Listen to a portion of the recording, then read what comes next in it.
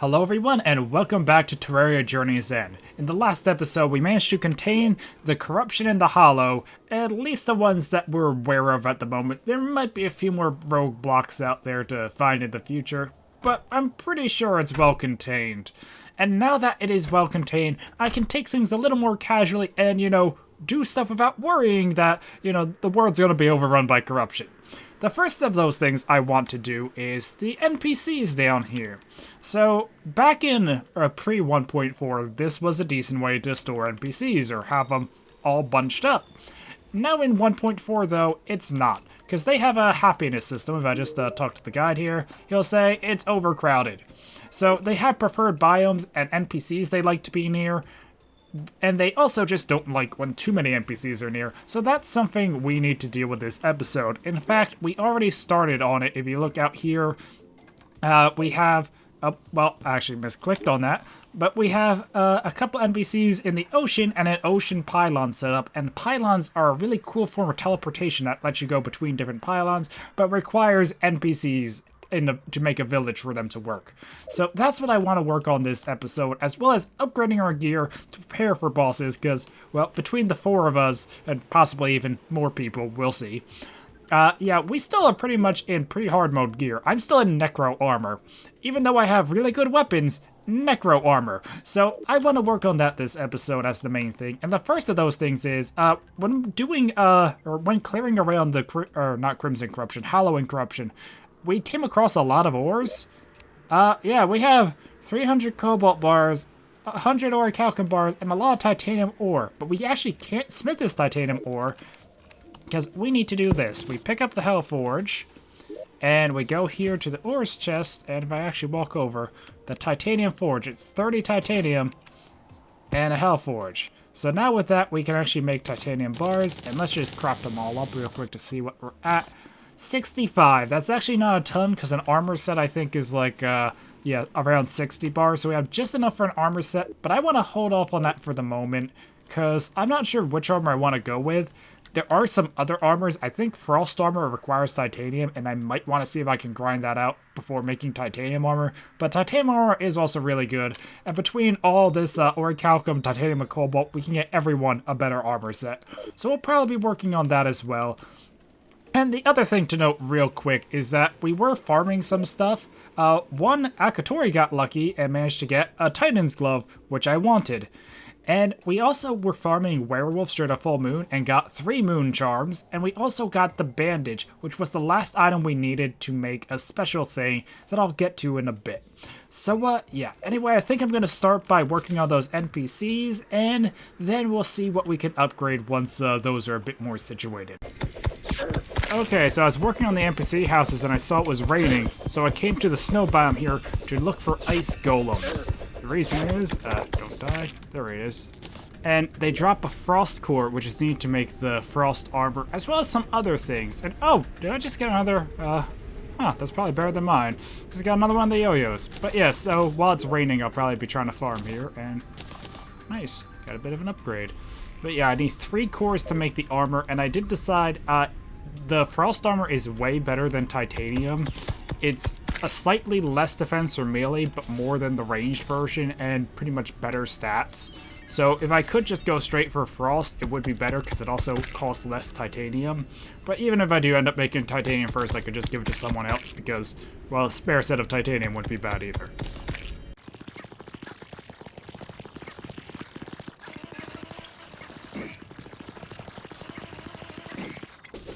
Okay, that was a very close call. In fact, I probably should get out of here. But I got another frost core at least. I actually was just about to set up a water candle when it started shooting me with lasers. I've been working on the NPC houses for a while, so I thought it'd be good to do a little check-in and show you where I'm at. Most of the NPCs are still here, but we head over to the ocean, you can see the first place I've been working on. So it has 4 little houses. Also, I think the traveling merchant is... oh, that's unfortunate. Well, but the stylist lives here. The pirate will go here, but the golfer's here at the moment because I had to move him out because we put him here originally just to get the pylon. And then we have the angler and the party girl, because this is what makes the angler the happiest, or the best combination I could come up with. And that will mean he gives better quest rewards, or at least a chance of better quest rewards. Nothing that great that time, but I don't know, since we've been doing the Angler quest, I figured it was worth trying to get the best probability on rewards. And aside from that, we have the Cavern Pilot, which I set up right down here, right above Hell. Probably the closest I could get it to Hell. The Demolitionist is also down here. Pretty much, I think I had it set up. The Demolitionist here, the Clothier here, Mechanic, and Goblin Tinker. But, yeah, they're not all in the house because the Demolitionist died a little bit. So, yeah, he's working his way back down here. The only problem is over here, it might be hollow. Actually, let's see. If I trade him, is it a hollow pot? Like, from here, it's Cavern. It depends, I think, where you're standing when you trade him. But when I was originally trading the Goblin Tinker, it was giving me a hollow Pylon instead of Cavern. Because, well, he has the lowest trade prices possible because he's in the proper biome with the Mechanic nearby, which is the NPC he loves. So his prices shouldn't get any lower. Actually, this might be a good test. If I stand over here and trade him, is it? Yes, it's hollow now because the hollow is right over here. So what I ended up doing to fix the Goblin Tinker is I've removed a bunch of hollow here, and that fixed it. So if we go over and just remove hollow, like just mine it out, it will fix it for the NPC in here, but at the moment it's just the Clothier. I don't really care too much about the Clothier, so it should be fine. But yeah, that's 2 Pylons set up, and we still have to do, well, like 6 more places at the moment. So, a lot of work left to do still, but at least we can reforge items now for better prices, and get better rewards from the fishing quests. Of course, while I'm just trying to build, a goblin army would show up, so I probably should deal with that before people die. Yeah, can I teleport and save them? Hopefully. But yeah, this shouldn't be too bad, because we already cleared it once, and I have the Shadow Flame knife now. But, yeah, hopefully I can get some more Shadow Flame gear at least, like the bow or such. I know Akatori said he was a bit interested in the Hextile, so I don't know, let's see how this goes and I'll report back when it's over. And the Goblin army has been defeated. There's only 1 summoner. I think it might be 1 summoner per player online, because previously when I fought with 2 players we only had 2. But all I managed to get was a Shadow Flame knife, which I mean is pretty good because my Shadow Flame knife here is awesome, but well, we didn't get something new. Well, it seemed the Goblin army broke some of the doors here, so I fixed the NPC houses and reassigned them. But on that note, I realized, apparently when the house was set up for the angler, it messed up the fishing spot, so I had to redo this slightly. Okay, that door still works. But aside from that, I have set up 2 more pylon areas. So, well, the first is over here in the snow. This house is unused at the moment. It would be where Santa Claus goes when he shows up. Although I think it's only during Christmas season anyway. But we have the tax collector and the dye trader. The dye trader is just here because I didn't know who else to put here. Or at least of the current NPCs especially. And then over here in the jungle, I did a similar thing with the house. And we have the Dryad and the Witch Doctor. The Witch Doctor was already here. Now with the Dryads here as well. And the little house over here for the painter. So that's what it's looking like at the moment. I've been making good progress on setting up the pylons, as you might be able to tell by the new forest pylon here, but before finishing all that off, I thought it would be a good time to take a bit of a break to get through some of the other stuff I mentioned. Mainly, there's a few new things around the base I didn't touch on previously. There's the Sky Mill, the Meat Grinder, as well as this Crystal Ball, which gives a magic buff, similar to how all these other things give buffs to different styles. But aside from giving a buff, this has another use. It can craft some things, and that's what I want to do right now. So, one thing you can craft is the Endless Musket Pouch, which is pretty much, you take 4 stacks of musket balls, and now this acts as unlimited musket balls. So it would be good in situations where I just want to spam ammo, and, you know, don't really need the strongest ammo. A similar thing for this, the Endless Quiver, same for arrows. And also, as you might notice, I have some other things here in my inventory. And I think it probably needs a workbench. There we go. So another thing I want to make is exploding bullets. So these are fairly strong, and they have a, well, explosion and a very good knockback. So they're made with the explosive powder and the empty bullet. So there's a whole bunch of them. And the other one I want to try making some, oh, that actually makes more per thing than I thought it would, But anyway, cursed bullets are another one. So I'm not sure how much I'll use both of these, because it seems like Crystal are the best one because they have the best AoE. Meteor are kind of like a downgrade of Crystal, because Crystal splinters in AoEs while Meteor pierces. Party is just the cheap bullet, but the knockback on this can be helpful, and this is the strongest, like, single damage bullet I have now, and also does give the Cursed Inferno debuff, which is a super fire pretty much. So all of these are useful, and I thought it was worth making them real quick. But I also have some other things I'll be getting to in just a second. So while we were working on containing the corruption in Hollow, I kept getting items here and there and mentioning how they were useful. Well, it's finally time to put some of them to use and get some much needed upgrades. The first is the Charm of Mist. So this combines the Band of Regeneration with that Philosopher's Stone I got to pretty much just make a Band of Regeneration with the potion cooldown. Not a bad modifier. The next is an item that was added in 1.4. It's just an upgrade of the Shark Necklace to also add the chance to release bees when taking damage. And also it does stack with the original Shark Tooth Necklace, though with only 5 accessory slots, I doubt I'm going to have space for that. And here's one I was so glad to get because Akatori recently got the Titan Glove off of Mimic, and that means I can combine it with the Feral Claws to make the Power Glove. So it pretty much is just the Feral Claws, 12% melee speed, now with the increased knockback and the auto swing on all melee weapons, which is pretty awesome. And the last thing for this moment is the Yo-Yo Bag. I've been waiting for this for a while because, well, a counterweight and a string are nice, but the Yoyo Glove lets you use 2 yo-yos at once. So I actually want to try this one out real quick. The other one's not as much, but actually, do I have the DPS meter? There we go. So, you know, normal yo-yo. It's dealing a lot of damage. Oh, by the way, when making the snow, I got another one with slightly better modifiers, so yay. But, you know, it's dealing like 300 damage. Now if I put this on. Okay, this is kind of absurd. Like, the DPS isn't that high, but just seeing everything flying out in all these random directions.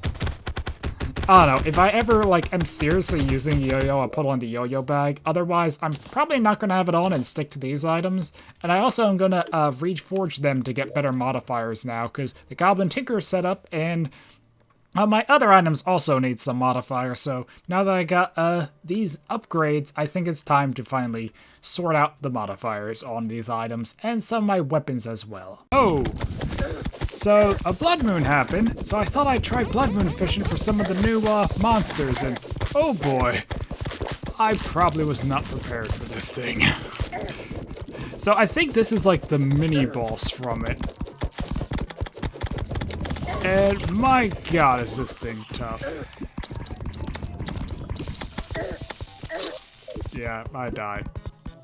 Oh well. Before I was interrupted by the Blood Moon, I was tidying up around the base, mainly because after reforging the Goblin Tinker, I sort of ran out of money. So I thought that was a good time to sort through all these chests and clear out a bunch of stuff we didn't need. Like, for example, the movement chest, it's still very full, but we had like 7 clouds in a bottle.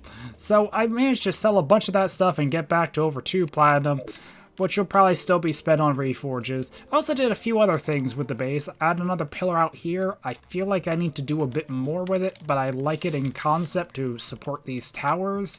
And I also did change the roofs a bit for these towers, but I don't know, there's a lot more I probably will do with the base in the future. But for right now, those were just a few small changes. One thing I actually haven't decided yet is what I'm going to do with these rooms down here. Because at most, I'd keep the ones up top and the bottom for spacing reasons, but I'm not sure what to do with the center here, or maybe I just want to keep at top, or I don't know. I still need to sort all that stuff out. But aside from that, there's a few other things I have to note. One is, while I was building the NPC houses, I forgot to mention I got a Hellfire, which isn't as good as my Amarok here, and also got this Marrow Bow. I have no idea how good it is, but it seems pretty strong. And I also got a Blessed Apple when I was working in the Hollow. So if I just put this on, instead of a slime, I have a unicorn. Seems pretty fast, at least.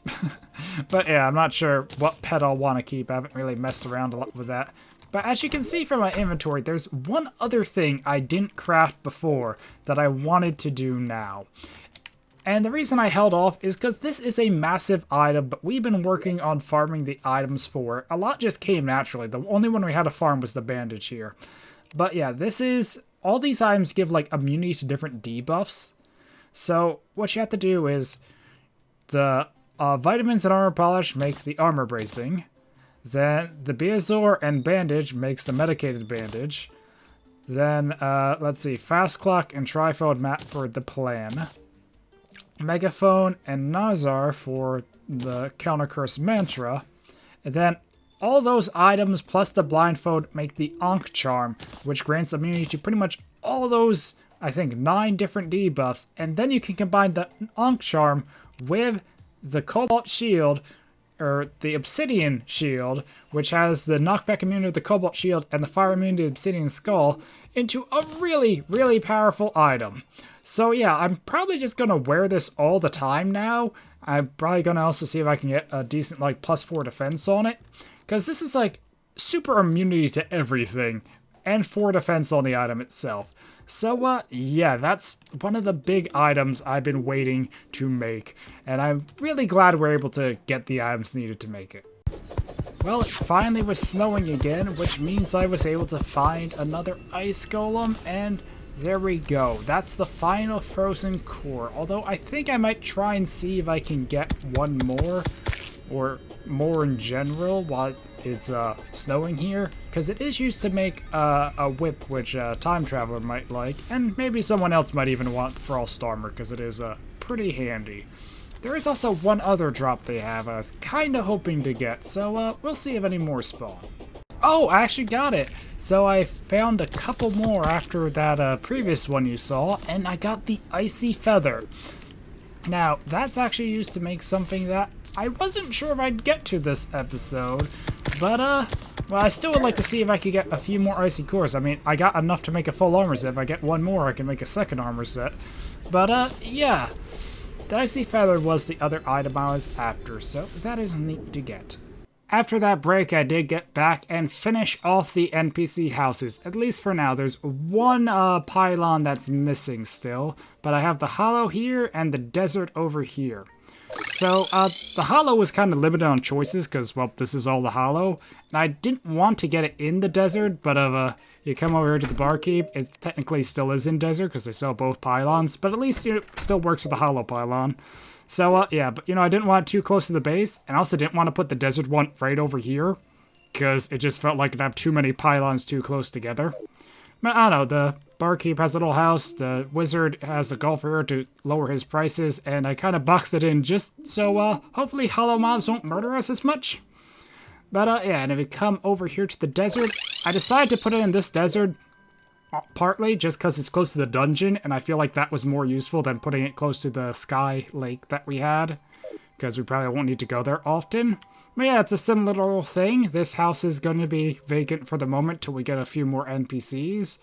And has the nurse and arms dealer, so the arms dealer has better prices. But there is one thing I want to pick up, the shotgun. It costs a fair bit, but it seems like a pretty good weapon from what I was seeing. So we come back here. Let's see how good it is. I guess I should use the clockwork assault rifle as a test. So this is like 450 DPS. And the shotgun, oh, it's not rapid fire, but yeah, it's pretty strong. But the reason I wanted this isn't for the shotgun, but for an upgrade. So with these dark shards I got off Dark Mummies and some Souls of Night from the Corruption, I can make the Onyx Blaster. So it's just a upgrade to this, or at least from what I can see. And it looked pretty cool. So let's see how strong this is. Well, first, that's what it shoots. So, well, it's not auto-fire, but oh my god, that damage. To be fair, it is also hitting both dummies. If I break one, we can better see the single target damage. But, that is still absurd damage compared to my other weapons. Like, I mean, that's really not good when you only hit one. And this is really nice rapid fire, but, you know, it caps around 500. Well, if I just spam this, it's hitting over 600. So, well, maybe around 500. I don't know, it definitely seems like a neat new weapon. Speaking of which, there is something I need to, or might put this to use on. On second thought, I think I'm gonna save that thing for next episode, but before I end off this episode, there's something I want to make, and that is the Frost Armor. So if we open this up, we have enough titanium, and we have the frost cores now to make a full set of Frost Armor. So for a while, I've been using Necro Armor, which is pre-hard mode and honestly not that great. It gives a 15% range damage and 15% critical, and it's not that high defense. See, 31 defense here. Now, if I just swap over the armor, yeah, from 31 defense to 58. So that is a massive upgrade. But on top of that, just look at the bonuses. So the helm alone gives 1% more range damage alongside 16% melee damage. The body, it does give a 4% less range crit, but it has 11% melee crit. And then the boots give 7% melee speed and 8% movement speed. And now my attack, or my melee and range attacks both have a chance to do false burn. So it's no longer a waste to be using this weapon and switching to this weapon. I can use both of them and be just as effective, at least while I have the armor. The trinkets might change that, like if I had the melee glove. But still, now the armor means I can switch between range and melee whenever I want, and this armor might just be good enough to carry me through all of hard mode. I know there's a few other armors I might want to consider, especially at certain bosses or certain times, but this is really good armor. And there's one more thing I want to do with this. As much as I like using the appearance of the obsidian armor, I think it's time to try something new. So for the moment, I think I'm actually just going to go with the Frost Armor, but the problem is when I put on the accessories, this doesn't look too good, so I need some dyes to go with it, and I decide for the moment, this is the dye I'm going to be using. I feel it fits the Frost Armor pretty well, although it might be a bit obnoxious. I don't know, this is how it is zoomed out. But I don't know, I think it looks okay and a bit better than the black ensemble I had going on before. But it's a work in progress. I might swap it out for different dyes. I might put other cosmetics over top of this armor. But for the moment, this is what I'm going to be rocking. So anyway, I hope you guys have enjoyed this episode. And now that we got all this crafting, upgrading, and NPC pylons out of the way, next time we can get in some bosses with the group again. So yeah, anyway, thank you all for watching, and until next time, goodbye.